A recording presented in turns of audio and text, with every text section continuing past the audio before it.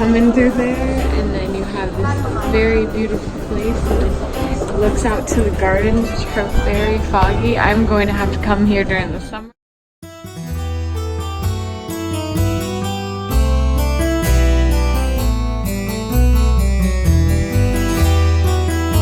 This room was originally the octagon room in Louis XIV's bath chambers. However, it became Madame Victoire's great chamber, and she enjoyed music very much.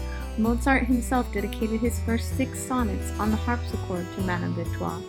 An interesting fact about this room is the 2 corner cupboards were actually sold off during the French Revolution and then brought back to Versailles in 1982.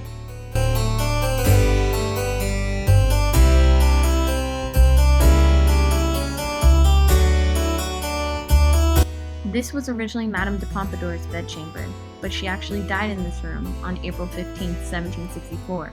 Finally, it became Madame Adelaide's chamber from 1769 to 1789.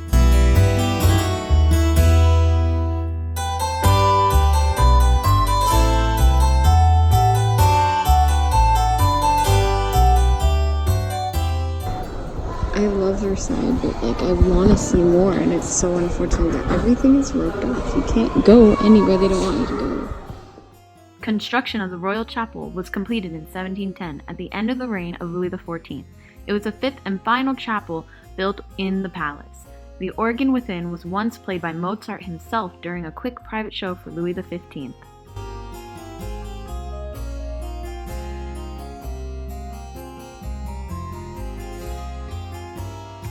The Hercules room was the last room to be built by Louis XIV at the end of his reign, but the decoration was not finished until the reign of Louis XV.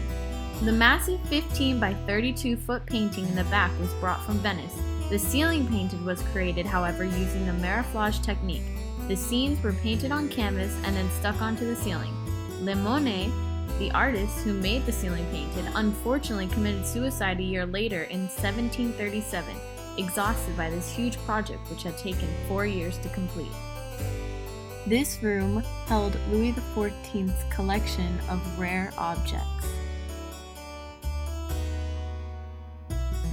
This is the main entrance to the King's State apartment, and the decorations here are in the Baroque style.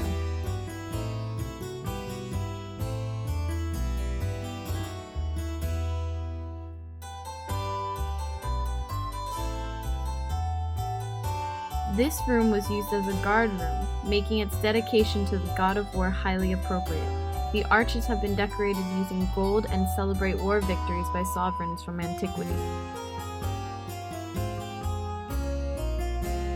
Sorry I'm not giving you any information, but it's just we're being pushed through this way too fast to give anyone any information. During evening gatherings, this room was used under Louis XIV as a billiards room to relax in.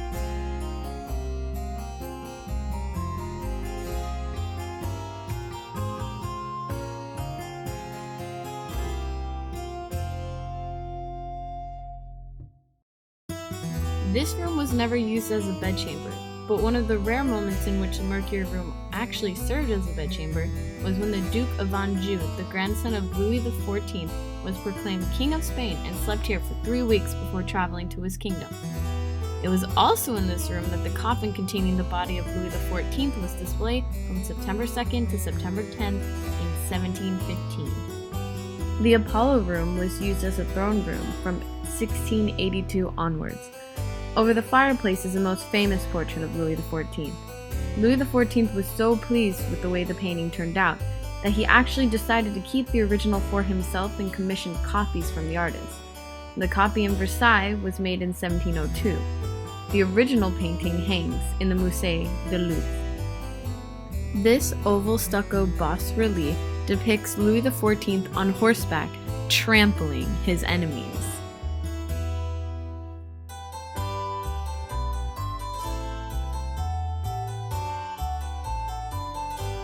The length of this room is 73 meters. It pays tribute to the political, economic, and artistic success of France through art on the vaulted ceiling, the mirrors along the walls, and numerous statues. It was also here that the Treaty of Versailles was signed, ending the First World War. I am reflected in the Hall of Mirrors like so many others before me, including royals.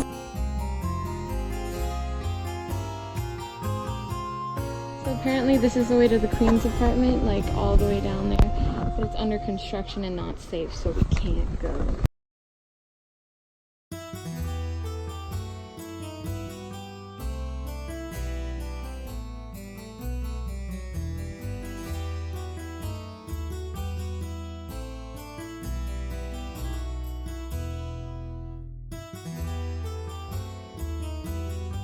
Louis XV often enjoyed spending time here, and it was from this chamber's balcony that with tears in his eyes, he watched the departure of the funeral procession for Madame de Pompadour, his most famed mistress.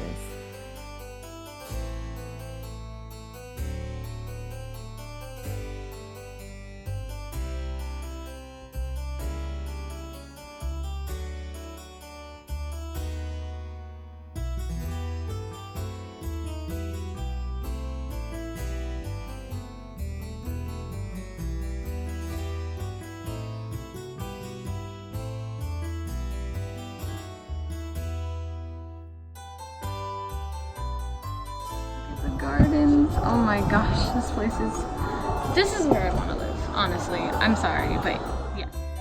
This room is the only remnant of the rooms that Louis Philippe devoted to the French Revolution.